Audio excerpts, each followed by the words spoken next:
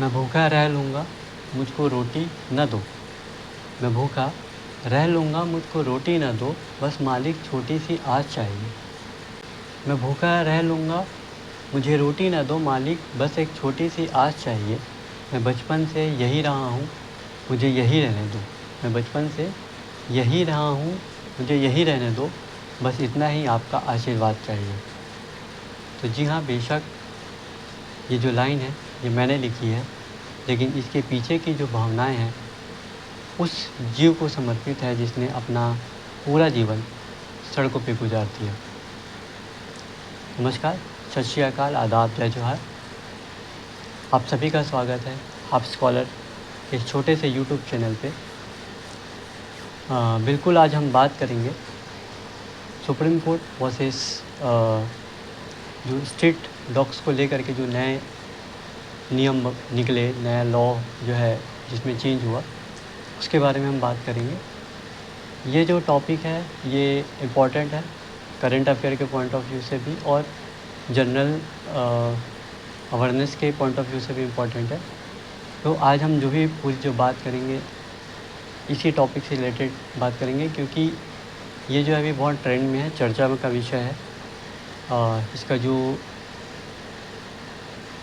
विशेष क्षेत्र है वो दिल्ली है और उसके आसपास के क्षेत्र हैं। ये क्यों चर्चे में है, इसके पीछे की कहानी क्या है, और इस जो रूल है उसको कंटिन्यू किया जाए या नहीं किया जाए, और अगर इसे वापस लिया जाता है तो उसके क्या क्या और अल्टरनेटिव ऑप्शन गवर्नमेंट को तय करने पड़ेंगे। इन सारे विषय में आज चर्चा करेंगे।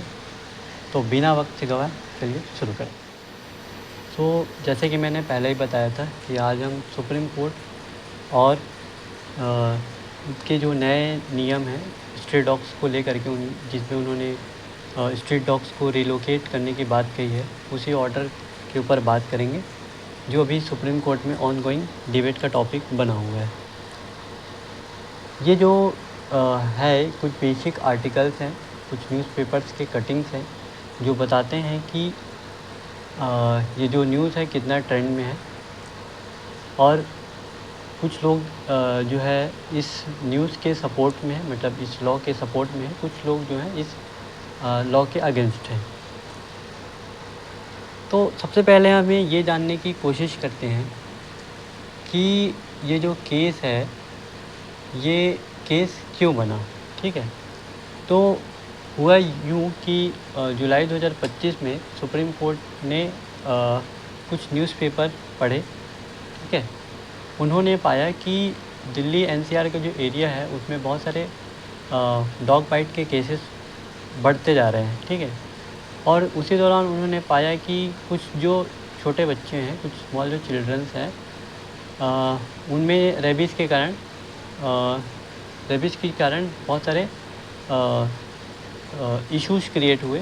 इवन कुछ जो बच्चे हैं उनकी डेथ भी हो गई। ठीक है, तब कोर्ट ने ये डिसाइड किया कि वो इस विषय पे कुछ कड़ा एक्शन लेगी, क्योंकि ये पब्लिक सेफ्टी का बहुत बड़ा मुद्दा था।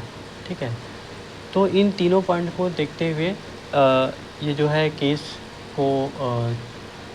की उत्पत्ति हुई। ठीक है, तो ये केस मतलब इस पूरे जो है वार्तालाप को लेकर के, इस पूरे वारदात को लेकर के सुप्रीम कोर्ट ने क्या किया है, सुप्रीम कोर्ट की क्या मानसिकता थी, हम जानने की कोशिश करेंगे। पहला पॉइंट ये बता रहा है कि सुप्रीम कोर्ट ने वहाँ की जो नगर निगम है लाइक दिल्ली, नोएडा, गुरुग्राम, और जो स्टेट गवर्नमेंट है उनको ये कहा गया कि आप विदिन 8 वीक, मतलब कि 2 महीने में वहाँ के आसपास में जो भी स्ट्रीट डॉग्स हैं उसको पकड़िए। ठीक है, और फिर बताया कि आप उनको शेल्टर पे शिफ्ट कीजिए। शेल्टर मतलब जहाँ पे मतलब डॉग्स को रखा जाना चाहिए। तीसरा उन्होंने कहा कि उन्हें वैक्सीनेट कीजिए और उनको स्टेलाइज कीजिए मतलब उनकी नसबंदी कीजिए। ठीक है, और फिर कहा गया कि आप उनकी नसबंदी करने के बाद उन्हें वापस छोड़ा नहीं जाएगा। ठीक है, वापस उन्हें छोड़ा नहीं जाएगा, उन्हें जीवन पर्यंत उसी शेल्टर पे रहना पड़ेगा। और अगर कोई व्यक्ति इस कार्यक्रम पे बाधा डालने का प्रयास करता है तो उसके लिए लीगल पनिशमेंट की अवधारणा भी बनाई गई। ठीक है, तो ये जो कथन है ये 11 अगस्त 2025 को सुप्रीम कोर्ट के द्वारा कहा गया। शेल्टर रूल क्या है? शेल्टर रूल एंड केयर क्या कहता है कि सुप्रीम कोर्ट ने कहा कि भाई आप एक शेल्टर बनाइए और वो शेल्टर ऐसा रहे जिसमें आप 5000 तक के डॉग्स को रख सकते हैं। और उन्होंने कहा कि ये विदिन 2 मंथ मतलब 6 से 8 वीक्स के अंदर बनाने हैं, जो कि अपने आप में ही मुझे एक बहुत बड़ा चैलेंज नज़र आ रहा है। दूसरा कहा कि सारे शेल्टर्स पे CCTV कैमरास अप्लाई किए जाएंगे, ठीक है, ताकि हम प्रॉपर डॉग्स की मॉनिटरिंग कर सकें। तीसरा उन्होंने कहा कि नो ओवर क्राउडिंग हो और मिस ट्रीटमेंट हो डॉग्स को लेकर के। चौथा कहा कि विदिन अ वीक एक हेल्पलाइन बनाया जाएगा। पांचवा उन्होंने कहा कि अगर कोई डॉग बाइट का कंप्लेन आता है तो उन्हें विदिन अ 4 आवर के अंदर रिसॉल्व किया जाएगा। और छठवां पॉइंट उन्होंने कहा है कि हर जो डॉग शेल्टर है उसके पास पर्याप्त मात्रा में वैक्सीन के स्टॉक जो है अवेलेबल रहेंगे। ठीक है, जब ये लॉ निकल आया, जब ये बात निकली, ठीक है, तब इसको लेकर के पब्लिक की रिएक्शन क्या थी? ठीक है, तो जो एनिमल्स लवर्स थे, एक्टिविटीज़ थे, उन्होंने कहा कि भाई ये बहुत क्रूल और अनसाइंटिफिक नियम है। और मुझे भी लगता है कि ये बहुत अनसाइंटिफिक है, क्योंकि यार मतलब इसमें क्या है, हर जीव का एक अपना लिविंग का पैटर्न होता है। ठीक है, डॉग्स का अपना एक लिविंग पैटर्न है। ठीक है, तो अगर आप उन्हें भाई शेल्टर पे रखेंगे तो मतलब वो अपना जो लाइफ, उनको जिस हिसाब से वो जिस लाइफ पे वो रहते थे, वो वापिस उनको अडेप्ट करने में या तो बहुत टाइम जाएगा या तो वो अडॉप्ट कर ही नहीं पाएंगे। ठीक है, और दूसरा ये अनसाइंटिफिक भी है। अनसाइंटिफिक इसलिए क्योंकि एक इकोलॉजिकल बैलेंस नाम का भी कोई चीज़ होता है। ठीक है, इसमें क्या होगा कि जो डॉग्स होते हैं वो क्या है, पहले तो रेट्स को फीड करते हैं, तो रेट कंट्रोल का काम करते हैं और पेस्ट कंट्रोल का भी काम करते हैं। ठीक है, तीसरा सबसे बड़ी समस्या ये भी है और प्रॉब्लम है, या फिर तीसरा ये भी है कि मेजॉरिटी जो जितने भी शेल्टर्स हैं, ठीक है, NCR दिल्ली, NCR गाज़ियाबाद जो भी है, वहाँ पे जितने भी शेल्टर्स वो ऑलरेडी फुल हैं। ठीक है, तो ये भी एक बहुत बड़ा इशू है। ठीक है, चौथा, इसी सब मुद्दे को देखते हुए फिर पब्लिक, वहाँ की जो पब्लिक है, उन्होंने दिल्ली में प्रोटेस्ट किया। ठीक है, और जब उन्होंने दिल्ली में प्रोटेस्ट किया तो वहाँ पे जो पुलिस है उन्होंने लीगली एक्शन लिया। कुछ प्रोटेस्टर्स से उन्होंने उनको डिटेन किया, मतलब उनको गिरफ़्तार किया, उनके ऊपर लीगल कार्रवाई की गई। ठीक है, लीगल चैलेंजेस, हाँ, अब लीगल चैलेंजेस क्या हो सकते हैं?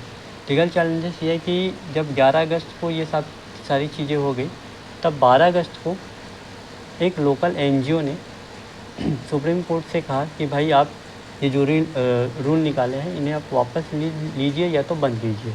ठीक है, ठीक है, उन्होंने कहा कि ये जो रूल है वो एनिमल बर्थ कंट्रोल रूल 2023 के अगेंस्ट है, मतलब उसके ख़िलाफ़ है। ठीक है, और एनिमल बर्थ कंट्रोल रूल ये कहता है कि अगर कोई डॉग है जिसका स्टेरिलाइजेशन हो जाता है, मतलब उसका जो है नसबंदी हो जाता है, तो उसे वापस उसके उस एरिया पे छोड़ दिया जाएगा जहाँ वो पहले से रहते हैं। ठीक है, लेकिन अभी का जो रूल है वो क्या कह रहा था कि अभी का रूल कह रहा था कि आप उसका स्टेरिलाइजेशन करेंगे, उसके बाद उसको प्रॉपर एक शेल्टर पे लाइफ टाइम के लिए छोड़ देंगे। ठीक है, तीसरा, इन्हीं सब कारणों से जो पब्लिक थी, वहाँ की लोकल जो पब्लिक थी, उन्हें बहुत एंगर हुए, मतलब बहुत गुस्सा आया, और कहीं ना कहीं एक कन्फ्यूज़न था, उसको प्रॉपर डेफिनेशन कुछ हुआ नहीं था। ठीक है, तब इस केस को वापस से 3 जज के बेंच पे भेज दिया गया, और जिसकी नेक्स्ट हियरिंग आज मतलब 14 अगस्त 2025 को मतलब 14 अगस्त 2025 को आज के दिन डिस्कस की जाएगी। ठीक है, अब ये एक मैटर क्यों है, मतलब ये एक इशू है, इशू कहें या मैटर क्यों है? भाई मैटर इसलिए भी है क्योंकि एक ह्यूमन सेफ्टी मतलब जो डॉग्स के जो बाइट्स के जो केसेस हैं वो बड़े बड़े सिटीज़ में बढ़ते जा रहे हैं। तो जाहिर सी बात है ये अपने में एक बहुत बड़ा इशू है, ठीक है। दूसरा सबसे बड़ा क्वेश्चन ये आता है कि क्या हम मतलब बहुत जल्दी मतलब विदिन 2 महीने में इतने सारे शेल्टर बेड बना पाएंगे, ठीक है। और तीसरा ये है कि जो करंट रूल है वो कहता है कि डॉग को रिलीज़ करेंगे आफ्टर स्टेरिलाइजेशन, और अभी का जो रूल है वो कहता है कि नहीं, उन्हें हम शेल्टर पे रखेंगे फॉर एवर। तो इसमें भी कुछ प्रॉपर डिफ़ाइन नहीं हुआ, इसलिए ये एक मैटर है। चौथा ये है कि अगर ये डिसीजन चेंज कर लिया जाता है, मतलब अभी ये कहा जा रहा है कि जो डॉग्स हैं उसको शेल्टर पे फॉर एवर रखा जाएगा, और अगर ये रूल वापस ले लिया जाता है तो फिर इंडियन जो सिटीज़ हैं वो डॉग बाइट के जो केसेस होंगे उसको कैसे डील करेंगे। तो आज का जो सारा जो डिस्कशन था इन्हीं सब चीज़ों पे था। मैंने बहुत इजीली डिफ़ाइन करने की कोशिश की है ना। तो आज के लिए बस इतना ही। जय हिंद, जय भारत, जय छत्तीसगढ़।